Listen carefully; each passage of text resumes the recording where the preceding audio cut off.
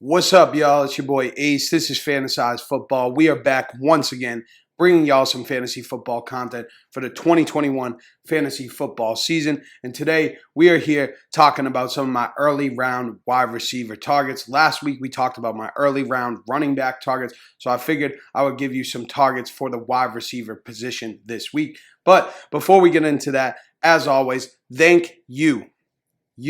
I appreciate you, each and every one of you that come by on a weekly basis, show your boy some love and support.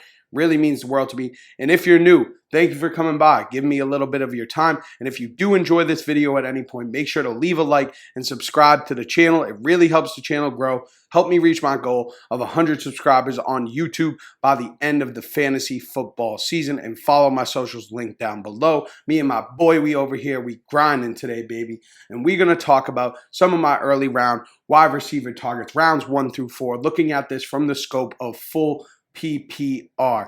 And let's get right into my first player. And originally I had AJ Brown here, but we have talked so much about AJ Brown, shit ton of stuff about AJ Brown recently. So I decided to pivot a little bit, take my pivot foot and pull a fucking drop step on him. So the guy we're going to be talking about first is Calvin Ridley, currently 14th overall in ECR. Now, if you have been living under a rock, Julio Jones gets traded to the Tennessee Titans. And last season, Calvin Ridley went for 143 targets, 90 catches, 1,374 yards, and 9 touchdowns. And if you look at the games that Calvin Ridley played without Julio Jones, it was 7 games. He had 79 targets, 50 catches, 765 yards, and 3 touchdowns. Now, it is a small sample size, but if you take those figures and you pace it out to 17 games, that would be 192 targets, 121 catches, 1,858 yards, and 7 fucking touchdowns.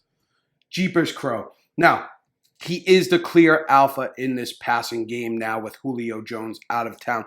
And there was a stigma prior to last season of what will Calvin Ridley be without Julio Jones, kind of like Juju with Antonio Brown. But now we've seen it with our own 2 eyes. We've seen it with our eyes what Calvin Ridley can be without Julio Jones, and he is going to be an absolute monster. He will be the focal point of this offense, and if the Falcons want to stay competitive this season, they're going to have to throw the ball a whole fucking lot because their defense stinks. The defense is terrible, and last season, Calvin Ridley held a 22% target share with Julio Jones there. Julio Jones was banged up a lot last season, but I do expect to see an increase in the target share. He could go upwards of 25 to 27% in terms of target share. And this team, I have projected to throw the ball well over 600 times. Last season, over 620 attempts in 16 games, 17 games. Even with Arthur Smith there, they're probably going to throw the ball upwards of 650 plus times. So I love Calvin Ridley. I will be drafting Calvin Ridley, probably not in the first round. I will not draft a running back in the first round. You guys know this about me. And if you don't know, I generally go running back to start my drafts. But this season, AJ Brown's a guy that's kind of making me reconsider that. Calvin Ridley's another guy, so if I'm in the middle, if I have a middling pick in the second round, a late pick in the second round, Calvin Ridley's there. I'm probably going to be smashing the draft button because I do like the depth at the running back position this season. So let's move on from Calvin Ridley to a personal favorite of mine. If you know me personally, then you know how much I love this dude. I would have died last season fighting for Allen Robinson, running back, wide receiver of the Chicago Bears, currently 27th overall in ECR, going somewhere in the early 3rd round to middle 3rd round. He is one of the safest picks you can make in fantasy football. He's going to get 8 to 10 targets week in, week out. He is the focal point of this offense. He is an alpha, and it's very, very sad to think about Allen Robinson and the quarterbacks he's played with throughout his career. If he had played with Tom Brady, Aaron Rodgers, Drew Brees, guys like that, instead of Blake Bortles, Mitch Trubisky, and Nick Foles, imagine what Allen Robinson could have been. But he's practically a shoo-in for 100 catches. If he plays a full 17 at least, if he even plays 15 or 16 games. Last season, 102 catches. The season before that, 98 catches. And now he's playing with arguably the 2 best quarterbacks of his career. And I say 2, and the emphasis is on 2 because Andy Dalton, I think, is better than Blake Bortles, Mitch Trubisky, and Nick Foles. I fucking hope that he is. And I really hope that Justin Fields is a whole lot better than all of the guys mentioned before this. Yeah, fucking Blake Bortles, Mitch Trubisky, Nick Foles, Andy Dalton. I'm hoping that Justin Fields is significantly better than all of these guys. And if and when, an emphasis on the when, Justin Fields takes over, I think that Allen Robinson is no longer a floor play and he now becomes an upside play as well. Fields will probably run the ball a bit more than anyone that Allen Robinson has played with in the past, but the touchdown upside gets there. That's been one thing with Allen Robinson that he has not recently at least been able to really capitalize on. He's been around 6-7 touchdowns the past few seasons. But if Justin Fields takes over and he can be successful, Allen Robinson as the focal point, he's going to need a guy that he knows he can just chuck the ball to, being a rookie, and that's going to be Allen Robinson. And Allen Robinson will then have upside to go into that double-digit touchdown range. And if he does do that, then that will be insane. I will love that. I love Allen Robinson. And quick spoiler alert, you'll see it coming in a few weeks. I got something for y'all regarding Allen Robinson, and I'm not talking about a video, baby. Keep your eyes peeled. But yes, Allen Robinson, clear alpha in this offense, clear alpha focal point of this offense, hopefully playing with the best quarterbacks of his career. And then on top of that, he's playing for a contract.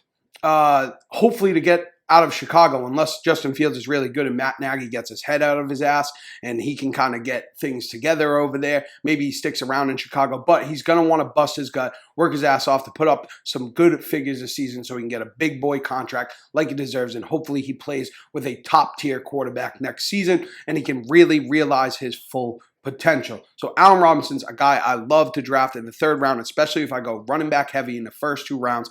Allen Robinson is a safe pick. You know what you're going to get. He's a definite floor play, and the great thing about Allen Robinson's floor is that for the most part, it's better than a lot of guys' ceiling. He's safe. You know what you're going to get. He's going to get those 8 to 10 targets. He's going to get you 5-6 catches, 60, 70 yards, and hopefully a touchdown. You know what you're going to get with Robinson, and he's a guy that I will be targeting in early rounds of fantasy football drafts in 2021. But moving on to the third guy on our list, that is Robert Woods, wide receiver of the Los Angeles Rams, 35th overall in ECR currently. Robert Woods, year in and year out, is disrespected like Chris Carson, baby. If you haven't seen that video, please go check it out. It's one of my better pieces of work. But he's literally the biggest value in drafts, year in and year out, every year.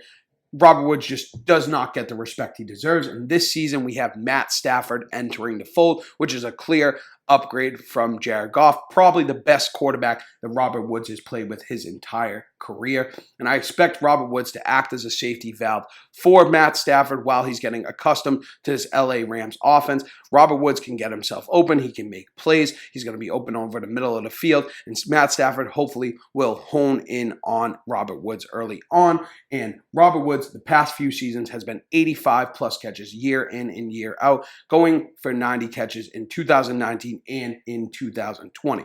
Now, with Matt Stafford, I also do expect some positive regression in terms of touchdowns for Robert Woods over the past 3 seasons overall. Cooper Kupp was Jared Goff's guy in the red zone, and we don't know if that's going to be the same thing with Matt Stafford. Maybe he gravitates more towards Robert Woods. Maybe it's more like a 50-50 split, and Robert Woods then does have the upside to go for 8 to 10 touchdowns instead of 5, 6, 7 touchdowns. You also have the upside in the rush game with Robert Woods. He pretty much gets 100 plus yards every year running the ball. They like to use him in that facet of the game as well, which is just a little bit of gravy on the mashed potatoes. That is Robert Woods.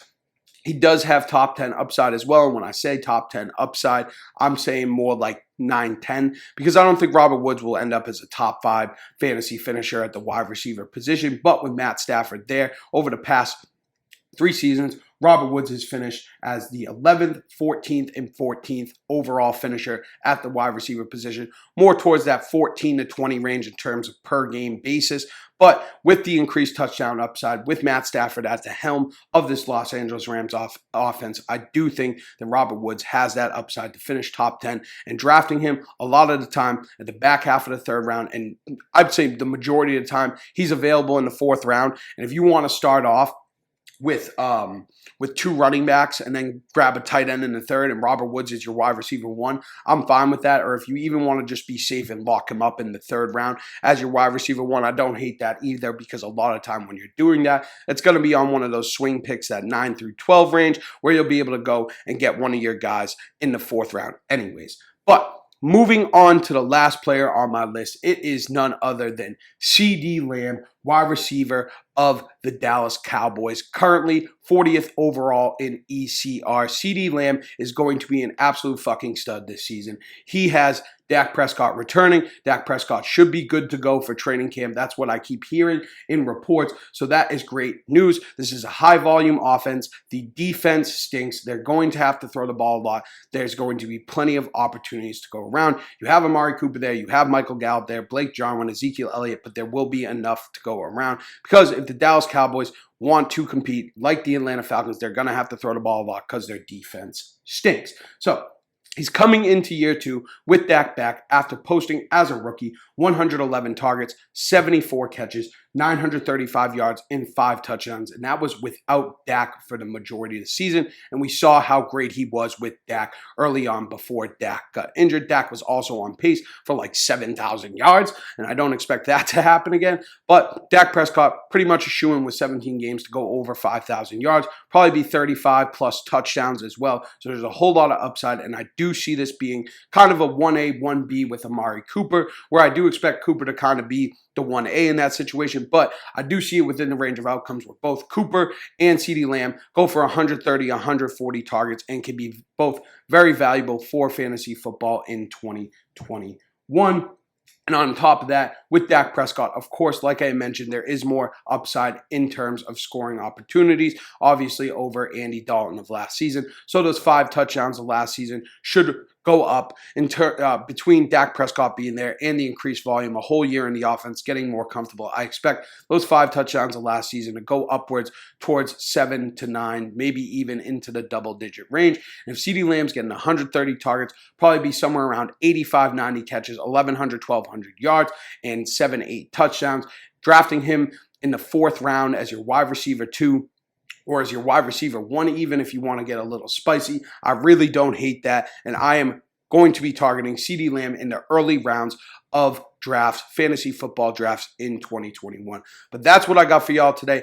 Those are the guys. Quick recap. We got Calvin Ridley of the Atlanta Falcons, currently 14th overall in ECR. Allen Robinson of the Chicago Bears, 27th overall in ECR. Robert Woods, wide receiver of the Los Angeles Rams, currently 35th overall in ECR, and CeeDee Lamb, wide receiver of the Dallas Cowboys, currently 40th overall in ECR as my early round wide receiver targets. I hope y'all enjoyed the video. If you did, make sure to hit that like button. It really helps. Subscribe to the channel. It's free. Help me reach my goal of 100 subscribers on YouTube by the end of the fantasy football season. Help the channel grow, grab more traction, put some more foods on the table for the young boy, for my boy back here. He likes to eat. He's getting a little belly on him, if you can't tell. And yeah, with all that out of the way, make sure check down the links in the description for all my socials. Follow me on Instagram, follow me on Twitter, all that good shit. With all that out of the way, as always, I appreciate y'all coming by, spending some time with me.